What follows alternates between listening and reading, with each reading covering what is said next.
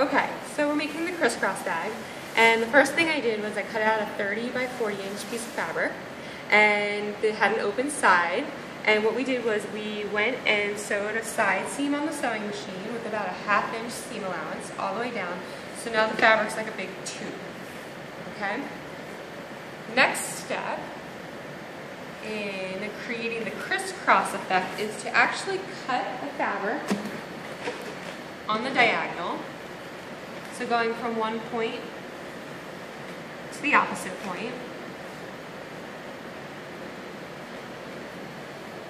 Using your ruler, your yardstick, your big piece of paper that I have sitting over here. And I'm going to grab a piece of chalk and I'm going to make a line so we can go ahead and just cut on that line.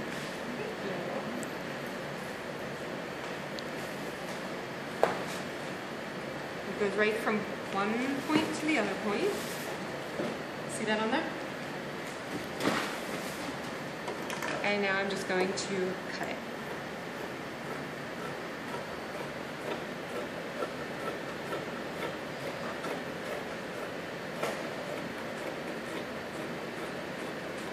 Okay, so now we have our two triangular pieces here, and they both have their seams, so they're both sewn together.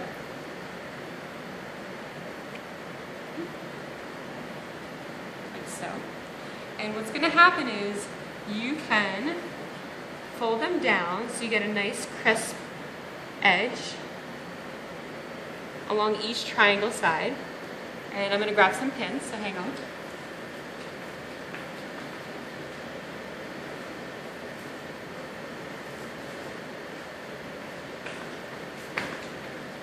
And you can have the kids either hand sew this section.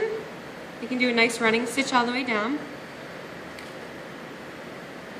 all the sides, which is a lot of sewing, or you can have them also come over to the machine if you feel like you can keep the kids occupied while somebody's on the sewing machine working with each person individually.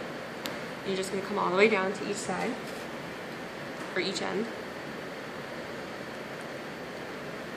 You'll do the same thing. You can tuck in that side right there. And you'll do the same thing down this side too. Okay? So once your sides are all pinned and stitched down, then what's going to happen is the actual crisscross effect is going to be really simple. So I'm just going to show you how that crisscross effect will happen. So let's just pretend all the side seams have been sewn down. And you're going to fold 1/2, so it's a smaller triangle, and you're going to match it up with the point on your open triangle. So this edge, this closed edge, is going to match with this point of this triangle, and you want your bottoms to pretty much match up. And you want to make sure you're doing this with the wrong sides together. Okay, so that's really important. And then we're going to go, so really I need to flip this, so I should actually flip that.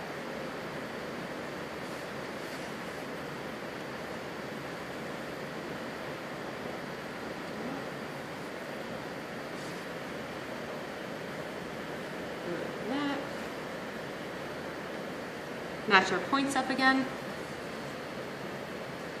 And then I'm going to take this open end of the triangle and I'm going to now crisscross it over the closed triangle. So now you can see that there's a crisscross. One's on the inside and one's on the outside. And I'm going to pin the bottom of the bag together.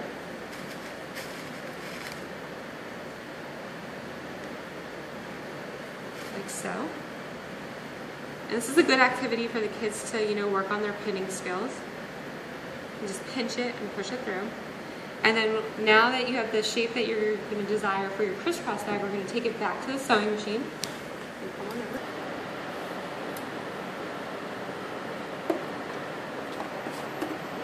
Okay, we're back at the sewing machine, and now what we're going to do is keep our 1/2 inch seam allowance, and we're going to come straight down the bottom edge that we just pinned. So I'm going to turn that on. Back stitch in the beginning of the end.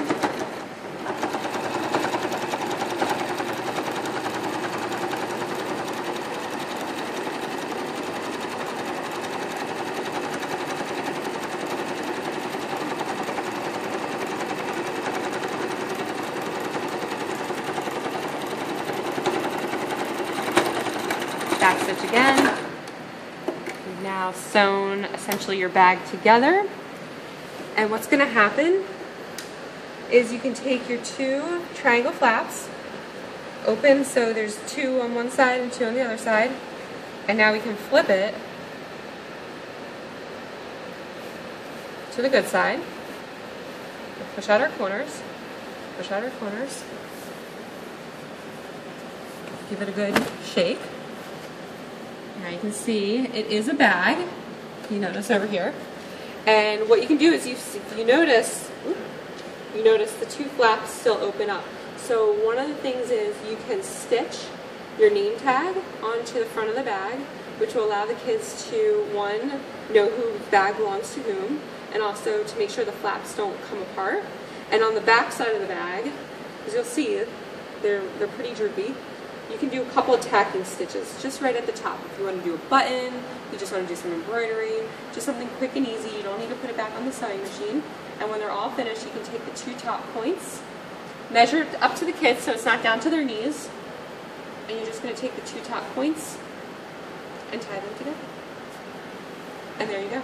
You have your crisscross bag. Okay? Thanks!